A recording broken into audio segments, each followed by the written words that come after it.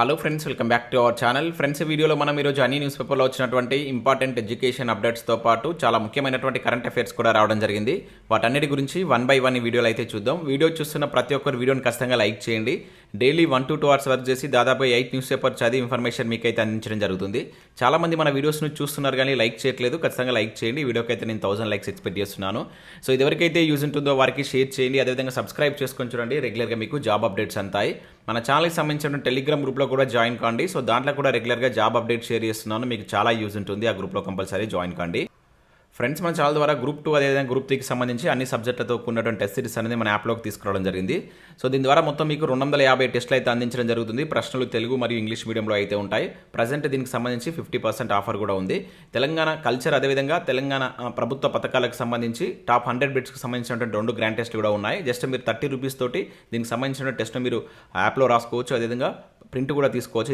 ఈ పీడిఎఫ్ను డౌన్లోడ్ చేసుకొని దాంతోపాటుగా ఇండియన్ పాలిటిక్స్ సంబంధించిన టెస్ట్ సిరీస్ కావచ్చు, అండ్ తెలంగాణ చరిత్ర, తెలంగాణ ఉద్యమ చరిత్ర, జనరల్ సైన్స్కి సంబంధించిన టెస్ట్ సిరీస్తో పాటు జనరల్ స్టడీస్కి సంబంధించినటువంటి షార్ట్ హ్యాండ్ రైటింగ్ నోట్స్ కూడా ఉంది. కరెంట్ అఫైర్స్ పీడిఎఫ్ కూడా పర్ మంత్కు 20 రూపీస్ చొప్పున చెల్లించి మీరు పీడిఎఫ్ను డౌన్లోడ్ చేసుకొని ప్రింట్ తీసుకోవచ్చు. హ్యాండ్ రైటింగ్ చేత రాసినటువంటి నోట్స్ అది. So interested candidates app download చేసుకుని ఒకసారి చెక్ చేసిన తర్వాత నచ్చితే వాటికి సంబంధించిన కోర్స్ అయితే తీసుకోండి. ఫ్రెండ్స్, ఈరోజు న్యూస్ పేపర్లో వచ్చినటువంటి అప్డేట్స్ కనుక చూసినట్లయితే మనకి ఇక్కడ ఫస్ట్ అప్డేట్ వచ్చేసి విద్యుత్ సంస్థల్లో 670 ఉద్యోగాల భర్తీకి త్వరలో నోటిఫికేషన్ అంటూ ఈనాడు న్యూస్ పేపర్లో ఒక ఆర్టికల్ అయితే ఇక్కడ మనం చూడవచ్చు. మంత్రి జగదీష్ రెడ్డి అని చెప్పేసి ఇక్కడ ఇచ్చారు. 1362 జేఎల్ఎంలకు నియామక పత్రాలు అందజేత. సో ఇక్కడ ఉన్నటువంటి ఇన్ఫర్మేషన్ కనుక చూసినట్లయితే మనకు టీఎస్ఎన్పీడీసీఎల్లో కొత్తగా నియమితులైనటువంటి 1362 మంది జూనియర్ లైన్మెన్లకు శనివారం రాత్రి హైదరాబాద్లో ఉన్నటువంటి జెన్కో ఆడిటోరియంలో విద్యుత్ శాఖ మంత్రి జగదీష్ రెడ్డి నియామక పత్రాలు అందజేశారు. వీరిలో 6 మహిళలు ఉన్నారు. సో గత నోటిఫికేషన్లో ఒకే మహిళ ఎంపిక కాగా ఈసారి 6 కొలువులు సాధించడం విశేషం అని చెప్పేసి ఇక్కడ చూడవచ్చు. సో స్తంభాలు ఎక్కే క్లిష్టమైనటువంటి పరీక్షను అధిగమించి ఉద్యోగాలకు ఎంపిక అయ్యారంటూ వారిని మంత్రి అభినందించారు. సో ఆయన మాట్లాడుతూ 9.5 ఏళ్లలో విద్యుత్ సంస్థల్లో 35,774 ఉద్యోగాలు భర్తీ చేశామని చెప్పేసి చెప్పడం జరిగింది. సో ఇక్కడ చూసినట్లయితే టీఎస్ఎన్పీడీసీఎల్ పరిధిలో 10,312, అదేవిధంగా ట్రాన్స్కోలో 4,400, జెన్కోలో 3,600, అదేవిధంగా ఎన్పీడీసీఎల్లో 4,370 మంది ఉద్యోగులను క్రమబద్ధీకరించామని చెప్పేసి చెప్పడం జరిగింది. సో నేరుగా 13,000 ఉద్యోగాలు భర్తీ చేస్తాం. సో త్వరలో 670 ఉద్యోగాల భర్తీకి నోటిఫికేషన్ జారీ చేయనున్నామని చెప్పేసి ఇక్కడ ప్రకటించినట్లయితే చూడవచ్చు. సో త్వరలో విద్యుత్ శాఖలో మనకు 670 ఉద్యోగాలకు నోటిఫికేషన్ జారీ చేయబోతున్నట్లు మనకి ఇక్కడ విద్యుత్ శాఖ మంత్రి జగదీష్ రెడ్డి అయితే నిన్న ప్రకటించినట్లు ఇక్కడ మనకు ఈనాడు న్యూస్ పేపర్లో ఒక అప్డేట్ అయితే రావడం జరిగింది. బట్ ఇవి ఏ ఉద్యోగాలు అనేటువంటి మనకి క్లారిటీగా తెలియదు. కాకపోతే ఓవరాల్గా 670 ఉద్యోగాలకు త్వరలో నోటిఫికేషన్ జారీ చేయబోతున్నట్లు ఇక్కడ మనకు ప్రకటించాడు. ఇక నెక్స్ట్ కనుక చూసినట్లయితే గురుకుల ఆప్షన్ల గడువు పెంపు అంటే ఇక్కడ మనం చూడవచ్చు. So Telangana residential education institutions recruitment board జారీ చేసినటువంటి వివిధ ఉద్యోగాల భర్తీకి దరఖాస్తు చేసుకున్న అభ్యర్థులు జోనల్ ఆప్షన్లు ఇచ్చేటువంటి గడువును అధికారులు అయితే పెంచడం జరిగింది. అభ్యర్థులు ఇక్కడ ఉన్నటువంటి ట్రిప్ వెబ్సైట్ ద్వారా తమ జోనల్ ఆప్షన్లు ఇచ్చుకోవాలని శనివారం ఒక ప్రకటనలో తెలిపారు. ఇక్కడ చూసినట్లయితే మనకు టీజీటీలు ఈ నెల 9 వరకు ఆప్షన్లు ఇచ్చుకోవచ్చని వెల్లడించారు. సో లైబ్రేరియన్లు కావచ్చు, ఫిజికల్ డైరెక్టర్లు, డ్రాయింగ్, ఆర్ట్, ఇంకా మ్యూజిక్ టీచర్ల ఆప్షన్లు ఇచ్చే గడువు ఈ నెల 3 నుంచి 9 వరకు అయితే పొడిగించామని తెలిపారు. సో జోనల్ ఆప్షన్లు ఇచ్చేందుకు ఇదే చివరి అవకాశం అని, తర్వాత ఎలాంటి పొడిగింపు ఉండదని స్పష్టం చేశారు. సో అభ్యర్థులు ఈ అవకాశాన్ని వినియోగించుకోవాలని చెప్పేసి సూచించినట్లయితే చూడవచ్చు. సో ఎవరైతే గురుకులకు సంబంధించి ఎగ్జామ్ రాసిన అభ్యర్థులు ఉంటారో సో దీనికి సంబంధించి ఇప్పుడు టీజీటీకి సంబంధించిన డేట్ను కూడా 9వ తారీఖు వరకు అయితే పొడిగించారు. అదేవిధంగా ఇంకా లైబ్రరీని కావచ్చు, ఇంకా ఇతర ఉద్యోగాలకు సంబంధించి కూడా 3వ తారీఖు నుంచి 9వ తారీఖు వద్ద మీరు ఈ జోనల్ ఆప్షన్లు అయితే ఇచ్చుకోవాల్సి అయితే ఉంటుంది ఎగ్జామ్ రాసిన అభ్యర్థులు. సో దీన్ని అయితే మీరు చేసేటువంటి ప్రయత్నం చేయండి. నెక్స్ట్ మరొక నోటిఫికేషన్ ఇక్కడ చూడవచ్చు. కొంచెం ఇది మనకు న్యూస్ పేపర్లో వచ్చింది, బ్లర్ అవుతుంది. సో ఇది మనకి ఏంటంటే సో తెలంగాణ రీజియన్లో పారామెడికల్ ఉద్యోగాల కోసం ఒక నోటిఫికేషన్ అయితే రావడం జరిగింది. మనకు ఈఎస్ఐసి నుంచి నోటిఫికేషన్ అయితే రిలీజ్ చేశారు. ఓవరాల్గా మనకు ఇండియా వైడ్గా 1030 ఉద్యోగాలతోటి నోటిఫికేషన్ అయితే రిలీజ్ అయింది. దీనిలో మన తెలంగాణ రీజియన్కి సంబంధించి 70 వేకెన్సీస్ అయితే ఉన్నాయి. సో ఇక్కడ వాటికి సంబంధించినటువంటి వివరాలు అయితే చూడవచ్చు. సో దీనిలో మనకు ఈసీజీ టెక్నీషియన్ కావచ్చు, జూనియర్ రేడియోగ్రాఫర్కి సంబంధించి కావచ్చు, అదేవిధంగా జూనియర్ మెడికల్ ఆఫీసర్కి సంబంధించిన ఉద్యోగాలు, అదేవిధంగా ఫార్మాసిస్ట్కు రేడియోగ్రాఫర్కి సంబంధించిన ఉద్యోగాలు అయితే ఉన్నాయి. సో వీటికి సంబంధించి మీకు కంప్లీట్ డీటెయిల్స్ కనుక కావాలనుకుంటే ఇక్కడ మీరు www.esi.gov.in అనే వెబ్సైట్ కనుక వెళ్ళినట్లయితే అక్కడ వీటికి సంబంధించినటువంటి జోనల్ వైజ్గా పీడిఎఫ్స్ అయితే ఉన్నాయి, నోటిఫికేషన్ పీడిఎఫ్స్ ఉన్నాయి. ఒకసారి మీరు వాటిని డౌన్లోడ్ చేసుకొని చూసి అక్కడ మీకు వాటికి సంబంధించినటువంటి ఎలిజిబిలిటీ కనుక ఉన్నట్లయితే వీటికి మీరు అప్లై చేసుకోండి. October 30 వరకు అయితే లాస్ట్ డేట్ ఇచ్చారు. సో మన తెలంగాణ రీజియన్లో కూడా ఒక 70 వేకెన్సీస్ దాకా ఉన్నాయి కనుక సో ఇంట్రెస్టెడ్ క్యాండిడేట్స్ ఎవరైనా ఉన్నట్లయితే ఒకసారి మీరు వెబ్సైట్కి వెళ్ళి చూసి వాటికి అప్లై చేసుకునేటువంటి ప్రయత్నం చేయండి. సో ఇవి మనకు వివిధ న్యూస్ పేపర్లో వచ్చినటువంటి ముఖ్యమైనటువంటి ఎడ్యుకేషన్ అప్డేట్స్. ఈరోజు చాలా తక్కువ అప్డేట్స్ అయితే ఉన్నాయి. సో నెక్స్ట్ కరెంట్ అఫైర్స్ చూద్దాం. చాలా ఇంపార్టెంట్ కరెంట్ అఫైర్స్ ఉన్నాయి. స్కిప్ చేయకుండా చూడండి. చూసే ప్రతి ఒక్కరు ఖచ్చితంగా లైక్ చేయండి. ఒకటే వీడియోలో మీకు ఎడ్యుకేషన్ అప్డేట్స్ అదేవిధంగా కరెంట్ అఫైర్స్ అనేది కలిపి అందించడం జరుగుతుంది. చాలామంది చూస్తున్నారు కానీ లైక్ చేయట్లేదు. ఖచ్చితంగా లైక్ చేసి మీ మిత్రులకైతే షేర్ చేయండి. సో అదైతే ఇక్కడ మనకి ఈనాడు ప్రతిభలో వచ్చినటువంటి ఇన్ఫర్మేషన్ చూసినట్టయితే ఇక్కడ మనకి ఇండియన్ ఎకానమీకి సంబంధించినటువంటి కొన్ని బిట్స్ ఇచ్చారు. దాంతోపాటుగా జనరల్ స్టడీస్ బయాలజీకి సంబంధించినటువంటి ఒక ఆర్టికల్ చూడవచ్చు. అండ్ దాంతోపాటుగా కరెంట్ అఫైర్స్కి సంబంధించినటువంటి బిట్ బ్యాంక్ కూడా ఇచ్చారు. ఒకసారి దీన్ని ప్రాక్టీస్ చేయండి. కంపల్సరీ మీకు యూజ్ అవుతుంది రానున్నటువంటి పోటీ పరీక్షల్లో. సో దీనిలో చాలా రకాల క్వశ్చన్స్ అయితే ఉన్నాయి. టోటల్గా మనకు 33 క్వశ్చన్స్ తోటి ఈ బిట్ బ్యాంక్ అయితే ఇచ్చారు. సో దీన్ని కూడా మీరు డౌన్లోడ్ చేసుకొని ప్రాక్టీస్ చేయండి. సో నెక్స్ట్ ఇక్కడ ఫస్ట్ కరెంట్ అఫైర్ కనుక చూసినట్లయితే ఒకే కేసులో 215 మందికి శిక్ష అంటే ఇక్కడ ఒక ఇంపార్టెంట్ కరెంట్ అఫైర్ చూడవచ్చు. మద్రాస్ హైకోర్టు సంచలన తీర్పు అని చెప్పేసి ఇక్కడ ఇచ్చారు. సో ఇక్కడ చూసినట్లయితే దోషులంతా పోలీసులు, అటవీ సిబ్బంది. సో ఎర్రచందనం తనిఖీ పేరిట దుశ్చర్య. సో 18 మంది గిరిజన స్త్రీలపై అత్యాచారం 31 ఏళ్ల నాటి ఘటనలో న్యాయం అంటూ చూడవచ్చు. సో ఇక్కడ మనకు గుర్తుంచుకోవాల్సింది ఏంటంటే ఈ తీర్పు ఇచ్చినటువంటి కోర్టు ఏదని చెప్పేసి మనకు కరెంట్ అఫైర్స్ కోణంలో అడగడానికి ఛాన్స్ ఉంటుంది. మద్రాస్ హైకోర్టు అని గుర్తుంచుకోండి, ఇది ఇంపార్టెంట్. సో ఒకసారి ఇక్కడ ఉన్నటువంటి ఇన్ఫర్మేషన్ చూసినట్టయితే ఎర్రచందనం కోసం తనిఖీల పేరుతో గిరిజనులపై దాడి చేసి వారి నివాసాలు ధ్వంసం చేయడంతో పాటు 18 మంది మహిళలపై అత్యాచారం, లైంగిక వేధింపులకు పాల్పడినటువంటి కేసులో మద్రాస్ హైకోర్టు సంచలన తీర్పును వెలువరించింది. ఈ కేసులో 215 మందికి జైలు శిక్ష విధిస్తూ క్రింది కోర్టు ఇచ్చినటువంటి తీర్పును హైకోర్టు ఖరారు చేసిందంటే ఇక్కడ చూడవచ్చు. ఒకే కేసులో ఇంతమందికి శిక్ష పడటం దేశ చరిత్రలోనే ఇదే ప్రథమం అంట. సో అది ఘటన జరిగినటువంటి 3 దశాబ్దాల తర్వాత ఇంతమందికి ఉన్నత న్యాయస్థానం శిక్ష ఖరారు చేయడం అరుదైనటువంటి విషయం అని చెప్పేసి ఇక్కడ ఇచ్చారు. సో ఇక్కడ గుర్తుంచుకోవాల్సింది ఏంటంటే ఇది ఏ కోర్టు ఇచ్చింది తీర్పు అనేది చాలా చాలా ఇంపార్టెంట్. ఆ కోణంలో మనకు బిట్టాడడానికి ఛాన్స్ ఉంటుంది. మద్రాస్ హైకోర్టు అని చెప్పేసి గుర్తుంచుకోండి, చాలా చాలా ఇంపార్టెంట్. ఇక నెక్స్ట్ చూసినట్లయితే భారత వార్తాపత్రికల సంఘ అధ్యక్షుడిగా రాకేష్ శర్మ అంటే ఇక్కడ ఒక కరెంట్ అఫైర్ మనం చూడవచ్చు. సో మనకు భారత వార్తాపత్రికల సంఘ అధ్యక్షుడిగా హిందీ దినపత్రికకు పనిచేస్తున్నటువంటి ఇంద్ర దినపత్రిక ఆజ్ సమాజ్ సీఓగా పనిచేస్తున్నటువంటి రాకేష్ శర్మని అయితే ఎన్నిక కావడం జరిగింది. శనివారం ఇక్కడ వీడియో కాన్ఫరెన్స్ ద్వారా జరిగినటువంటి 84వ వార్షిక సర్వసభ్య సమావేశంలో 2023-24 సంవత్సరానికి గాను ఆయనను అధ్యక్షుడిగా ఎన్నుకున్నట్లు ఇక్కడ మనం చూడవచ్చు. సో ఇక్కడ మనం గుర్తుంచుకోవాల్సిందంటే ఈ భారత వార్తాపత్రికల సంఘ అధ్యక్షుడు ఇటీవల ఎవరు నియమితులయ్యారు అని చెప్పేసి క్వశ్చన్ అడుగుతాడు. సో అట్లా అడగడానికి ఎక్కువ ఛాన్స్ ఉంటుంది కనుక నేమ్ గుర్తుంచుకోండి. నియామకాలకు సంబంధించి డైరెక్ట్గా సంస్థను గుర్తుంచుకోవాలి, అతని పేరు గుర్తుంచుకోవాలి. ఇక నెక్స్ట్ చూసినట్లయితే ప్రపంచంలోనే అతిపెద్ద గోళాకార ఎల్ఈడి తెర అంటూ ఇక్కడ ఒక కరెంట్ అఫైర్ మనం చూడవచ్చు. రూపాయలు 16,000 కోట్లతో నిర్మాణం అని చెప్పేసి ఇక్కడ ఇచ్చారు.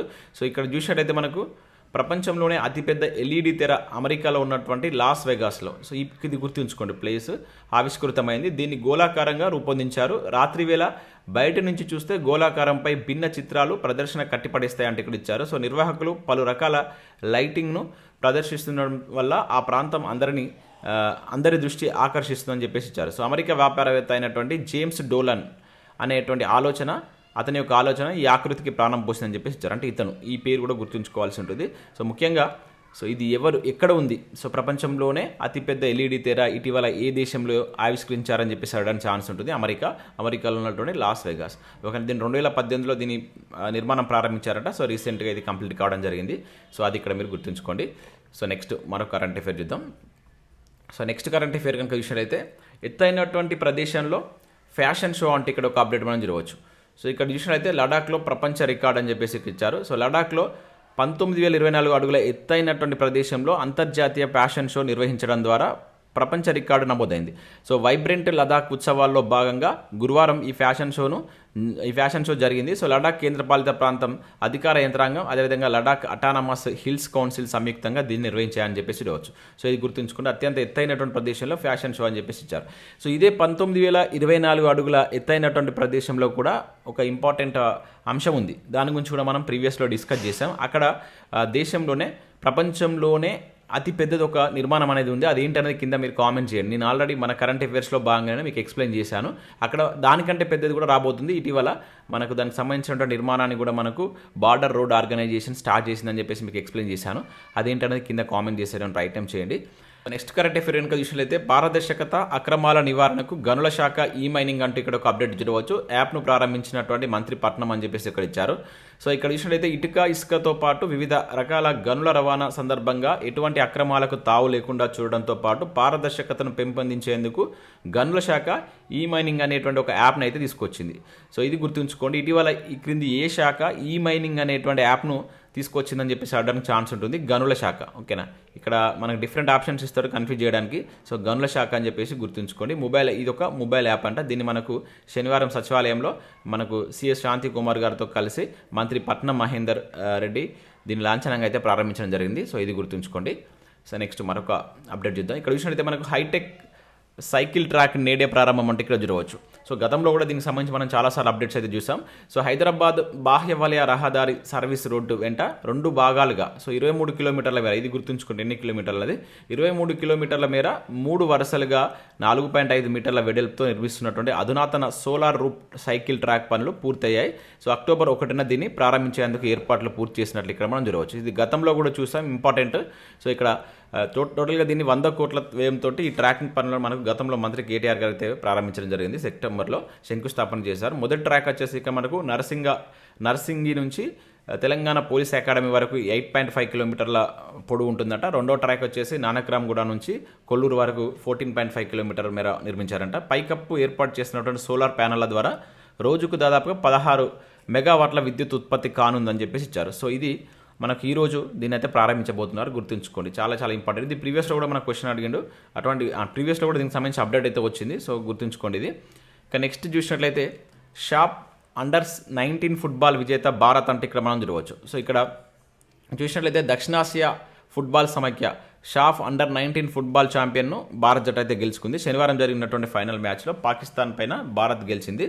సో భారత్ విజేతగా నిలవడం ఇది ఎన్నోసారి అంటే 8వ సారి. సో ఇది గుర్తుంచుకోండి. సో ఈ టోర్నీని గెలుచుకోవడం భారత్ 8వ సారి అంట. సో భారత్ తరపున ఇక్కడ మనకు ఎవరెవరు బాగా ఆడారని ఇవ్వడం జరిగింది. ఇక్కడ మంగ్లెంత్ తంగ్ కిప్జెన్ అనేటువంటి వ్యక్తి 2 గోల్స్ అయితే చేయడం జరిగింది అనమాట. సో ఏ దేశం పైన గెలిచింది అనేది గుర్తుంచుకోండి. ముఖ్యంగా భారత్ ఎన్నిసార్లు గెలిచింది అనేది ఇంపార్టెంట్. టైటిల్ నేమ్ వచ్చేసి షాఫ్ అండర్-19 ఫుట్బాల్కి సంబంధించినటువంటి టోర్నమెంట్ ఇది.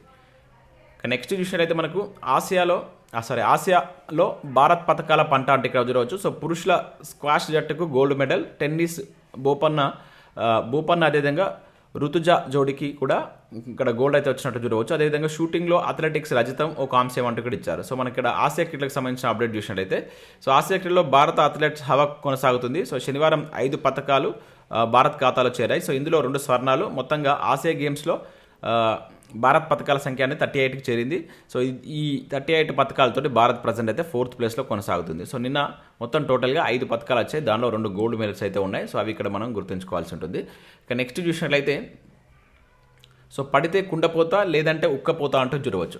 సో వరుస తప్పినటువంటి వాన, సాధారణ వర్షపాతం నమోదైన అసాధారణ పరిస్థితులు, ఇది వానాకాలం సాగిన తీరు, అత్యధికంగా నల్గొండ జిల్లాలో 30% లోటు అని చూడవచ్చు. చాలా ఇంపార్టెంట్ అండి, ఇది అడగడానికి ఛాన్స్ ఉంటుంది. సో ఇక్కడ మనం చూసినట్లయితే ఏడాది 4 నెలల వర్షాకాలం పడితే కుండపోత లేదంటే ఉక్కపోత అన్నట్లుగా సాగింది.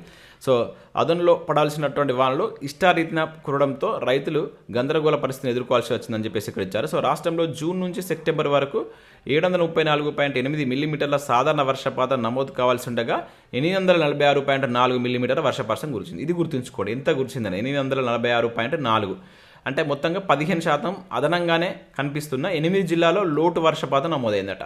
సో మొత్తం కురిసినటువంటి వర్షపాతం ఇది. లోటు వర్షపాతం ఎన్ని జిల్లాలో నమోదైందంటే 8 జిల్లాలో కావడం జరిగింది. దీనిలో మనకు అత్యధికంగా నల్గొండ జిల్లాలో 30%, తర్వాత సూర్యాపేట, గద్వాల్, ఖమ్మం జిల్లాలో 10% లోటు వర్షపాతం నమోదైనట్లు ఇక్కడ మనం గుర్తుంచుకోవాల్సి ఉంటుంది. చాలా చాలా ఇంపార్టెంట్ ఇది.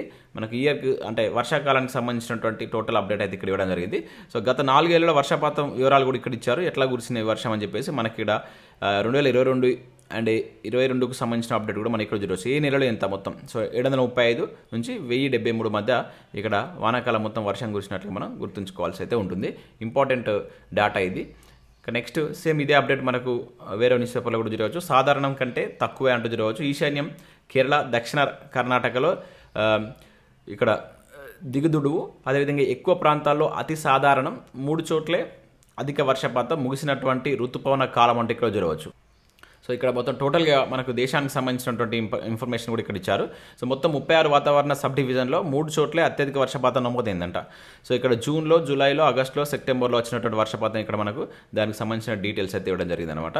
సో దీర్ఘకాల వర్షపాతం వచ్చేసి 868.6 మిల్లీమీటర్లతో పోలిస్తే ఇది తక్కువనే నమోదైనట్లయితే చెప్తున్నారు. టోటల్గా ఇక్కడ మనకు దేశవ్యాప్తంగా 4 నెలల్లో ఋతుపవన కాలంలో 820 మిల్లీమీటర్ల వర్షపాతంతో ముగిసిందట. ఇది దేశానికి సంబంధించి గుర్తుంచుకోవాల్సింది ఏంటంటే టోటల్గా దేశంలో 820 మిల్లీమీటర్ల వర్షపాతంతో ముగిసిందంటే ఇక్కడ వాతావరణ శాఖ అయితే దీనికి సంబంధించిన అప్డేట్ అయితే ఇచ్చింది. సో ఇవి మనకు వివిధ న్యూస్ పేపర్లో వచ్చినటువంటి ముఖ్యమైనటువంటి కరెంట్ అఫైర్స్, అదేవిధంగా education updates.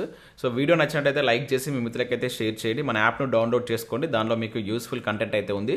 So test series ఉన్నాయి, గ్రూప్ 2, గ్రూప్ 3కి సంబంధించినటువంటి కంప్లీట్ టెస్ట్ సిరీస్ అయితే ఉన్నాయి. ఒకసారి యాప్ డౌన్లోడ్ చేసుకొని చెక్ చేసిన తర్వాత నచ్చితే వాటికి సంబంధించినటువంటి కోర్స్ అయితే తీసుకోండి. Thanks for watching. Thank you everyone.